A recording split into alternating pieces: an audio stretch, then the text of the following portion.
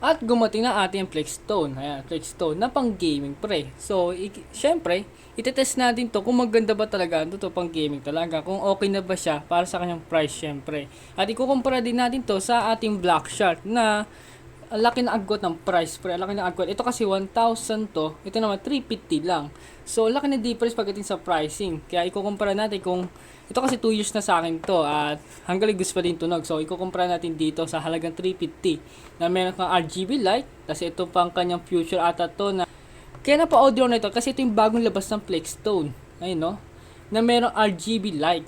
So, ano pa hinihintay natin? Buksan na natin. So, buksan natin box. Siyempre, buksan natin to. So, pag binukas mo yung box, so, ganito yung tsura niya pag binukas mo yung box. Yan. So, ito yung tsura niya pag binukas mo yung box. Wala naman yung box, ipiniti na. Siyempre, ito yung guide. Siyempre, hindi mawawala to sa lahat ng guide. Baligtad yan. RX3 Plus siya, yun. Yung pangalan niya. So, meron kang living ganito din. So, meron tayong ipit. Di ko kung pasan yung ipit na yan. Kung kita ba? Kita ba? Ayan. May kasamang ipit. At meron din tayong mga size na button para sa ating tenga. So, syempre, makita mo sa video, meron tayong kasamang yan to, sa kanyang mic. Mic ata to, so hindi ako nagkakamali, mic yan. Yan, mic. So, yung tsura na mic niya. So, yan. Grabe. So, pwede mo siya bangko-bangko, pwede mo ganyan, ganyan, ganyan, ganyan. So, pwede mo siya i-change kung saan mo gusto i-change.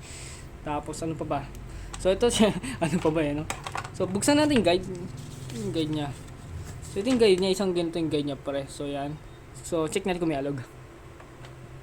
Wala naman siyang alog. Yung ibang airpods kasi may alog. So ito na, wala namang alog. Walang alog ako na nakikita. So ganyan yung tsura niya. So ayan. So ganyan yung tsura niya. Umalo yung camera natin lumininig. Yan. So syempre ito yung parang controller, kanyang button controller. Ganyan.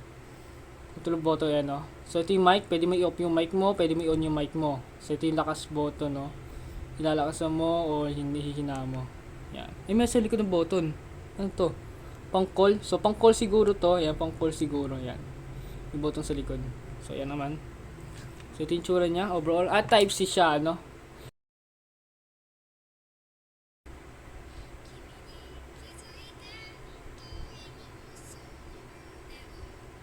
Yung mic natin, itong mic, nakikita mo yung mic na yun, sasaksak mo siya dito. So, yun. Para may mic. So, yan. Pwede mawala, pwede din alisin kung gusto mo alisin siya, So, yan yung tsura niya. Yan yung tsura niya pag may sinaksak. So, sa music, okay naman.